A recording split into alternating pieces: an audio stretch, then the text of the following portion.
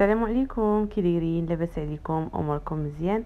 المهم واخا التصوير صراحه كنت غير كنصور لقطات لان معيانه، كنحاول ما امكن نشد لكم المهم لي ديتاي ديال لي ديتاي كيفاش داز الاسبوع اولا العقيقه، بحوايج اللي بساطين هكا، الحوايج اللي درت من الصباح حتى العشيه واللي يقدروا يفيدوكم، وبعض الاثمنه ديال شي حوايج اللي نقدر نذكرهم لكم في الفيديو.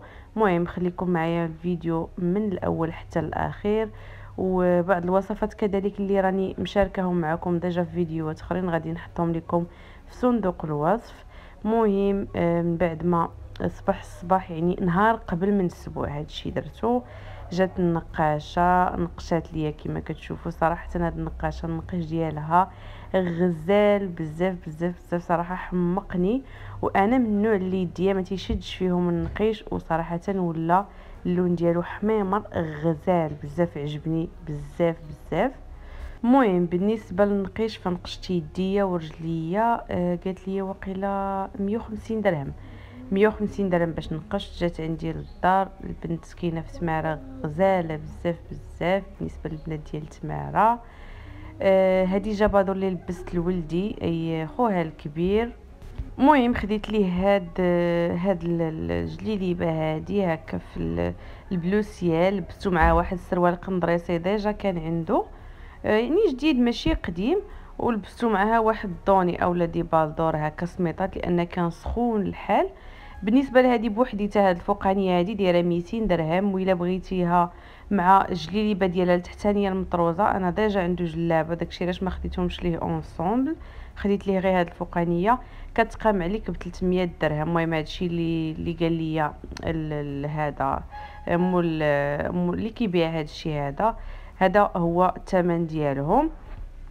وبالنسبه لهاد الكويغطات هادو اولا هاد الكريطنات هادو فخديتهم بزوج دراهم ونص، كنظن نخليها لهم لان كنسخر غير البنات، فبحكم انني والده سيزاريان فما قديتش نوض ونخرج.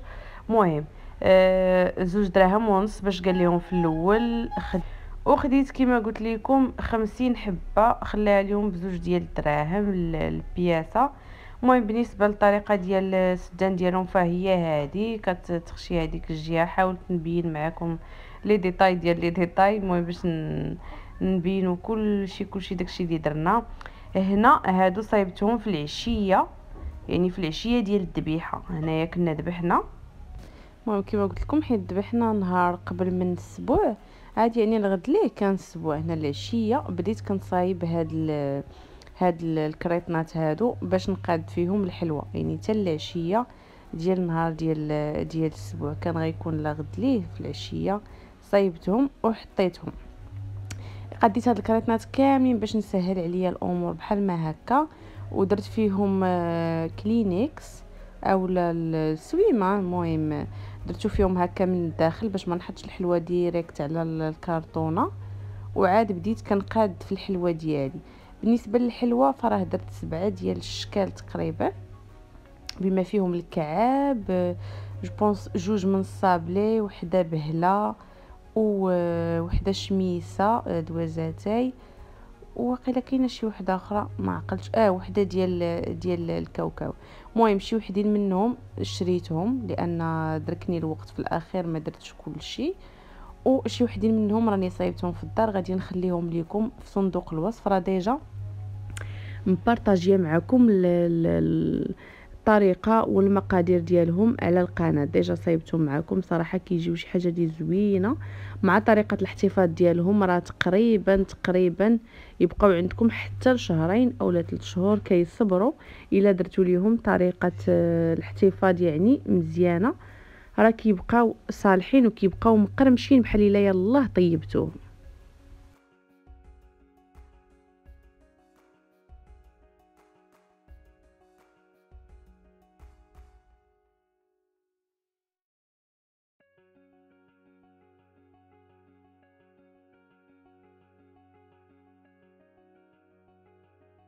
هنايا حتى هو يعني نهار قبل جات الطيابه وماما تعاونوا وغسلوا الدجاج مزيان مزيان بالحامض وبالملحه، داروا يعني غسلوه فركوه مزيان مزيان وشرملوه داروه في الفريغو باش الغد ليه يطيبوه ان شاء الله. بالنسبه للحلوه فعندي هذه شريتها ما صايبتهاش، ولكن فيها غير كاوكاو وفيها هذيك الوريده بلا باتا سكر.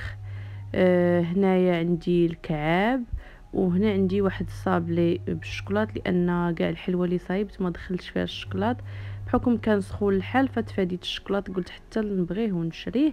هاد الشميسه راني ديجا مشاركاها معكم غادي نخليها لكم في صندوق الوصف.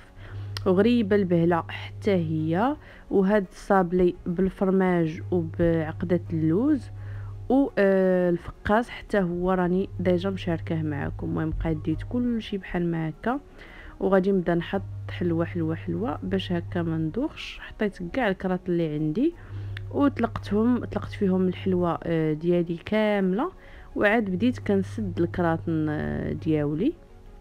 بالنسبه للسفوفه اللي تبغي اولا سلو اللي تبغي ديرو في بلاستيكات هكا وديرو مع الحلوه يمكن لها ديرو. انا درتو بريستيج راني شاركته معكم من قبل، اولا بيرسوناليزي بالسميه.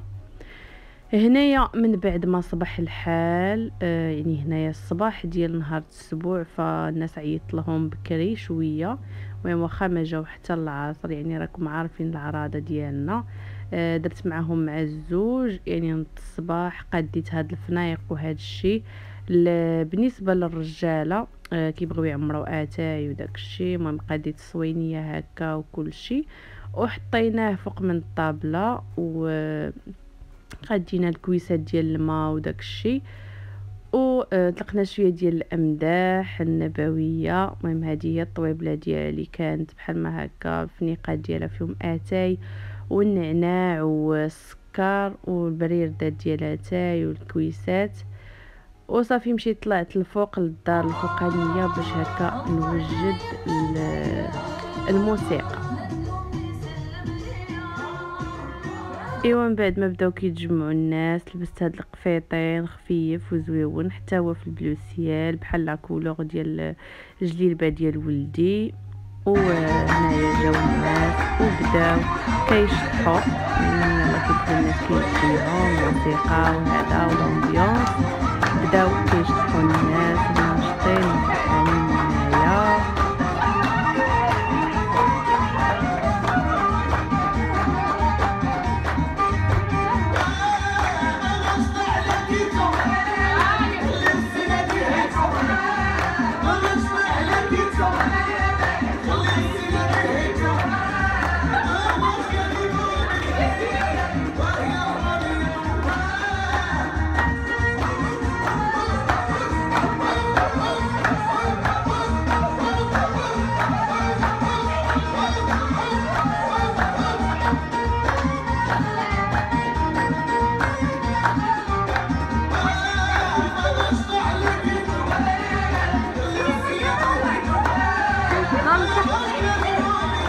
ايوا من بعد ما نشطنا شي شويه وفرحنا وهذا، فغادي تحط لينا الغداء ولا العشاء لانه راه المهم قريب شي شويه. هنايا كنظن كانت شي 7 وقيله وشي حاجه.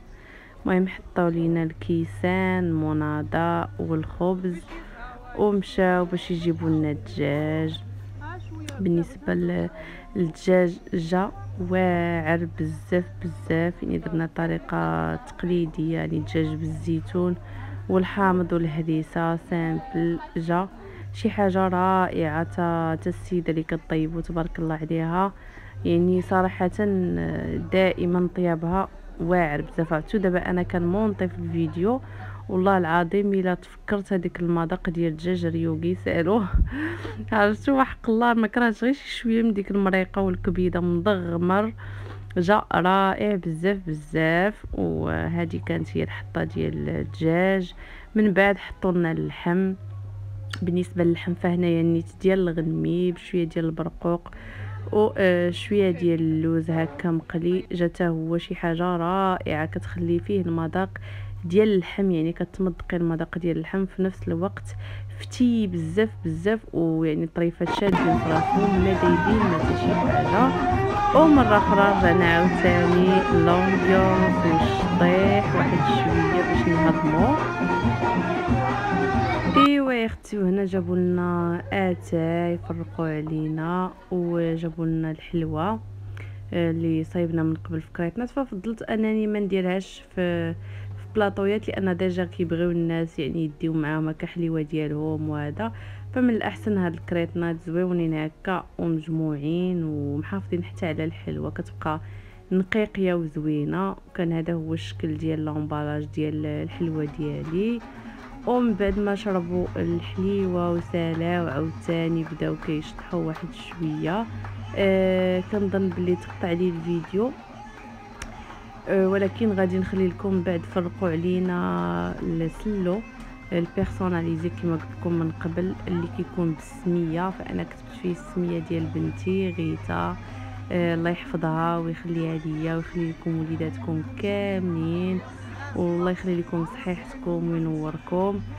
ومن بعد بدينا عاوتاني كنشطحوا، وهكا سالت الحفله ديالنا اولا العقيقه ديالنا، ونشطنا شويه وضحكنا. اهم حاجه هي اننا يعني العائله كتجمع، تضحك تتفرح، كيتلاقاو العائله، هذا هو الاهم.